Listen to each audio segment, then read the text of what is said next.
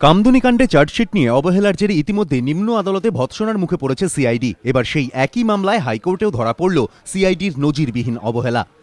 বারাসাত আদালতে কামদুনি মামলার দ্রুত নিষ্পত্তির আর্জি জানিয়ে আবেদন করেছেন সিআইডির তদন্তকারী অফিসার আনন্দময় চট্টোপাধ্যায়। বৃহস্পতিবার বিচারপতি অসীম কুমার রায়ের এজলাসে ছিল মামলার শুনানি। এদিন শুনানিতে বিচারপতিও ইচ্ছে প্রকাশ করেন বিচার প্রক্রিয়া যাতে দ্রুত সম্পন্ন হয় তা নিশ্চিত করার চেষ্টা করবেন তিনি।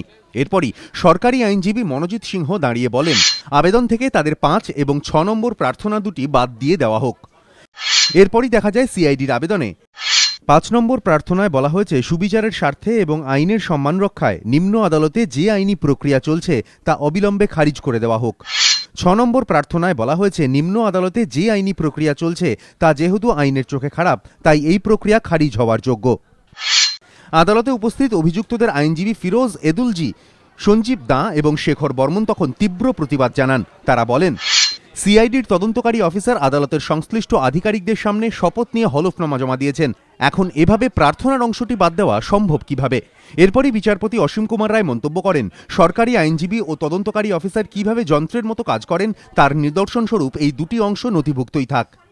নিয়ম অনুযায়ী সিআইডির তদন্তকারী অফিসারকে সংশ্লিষ্ট আধিকারিকের কাছে পরিচয়পত্র দেখিয়ে হলফনামায় সই করতে হয়। কিন্তু এক্ষেত্রে দেখা যাচ্ছে যে রাজ্য সরকার নিম্ন আদালতে অভিযুক্তদের বিরুদ্ধে লড়াই করছে, সেই সরকারই উচ্চ আদালতে খারিজের আর্জি জানাচ্ছে। ফলে আইনজীবী মহলে প্রশ্ন উঠছে, হলফনামায় সই করার সময় এই বিষয়টি কেন তদন্তকারী অফিসার বা সরকারি আইনজীবীর চোখে পড়ল না?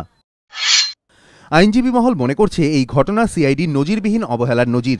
ইতিমধ্যেই অসম্পূর্ণ চার্জশিট পেশ করে নিম্ন আদালতে তীব্র ভৎসনার মুখে পড়েছে সিআইডি। এবার হাইকোর্টে এই ঘটনার পর আইনজীবী মহলের একাংশ মনে করছে, কামদুনিবাসীরা যেভাবে সিআইডি তদন্তে অনাস্থা স্পষ্ট করে সিবিআই তদন্তের দাবিতে দিল্লির দ্বারস্থ হয়েছে তাতে অন্তত অন্যায়ের কিছু নেই।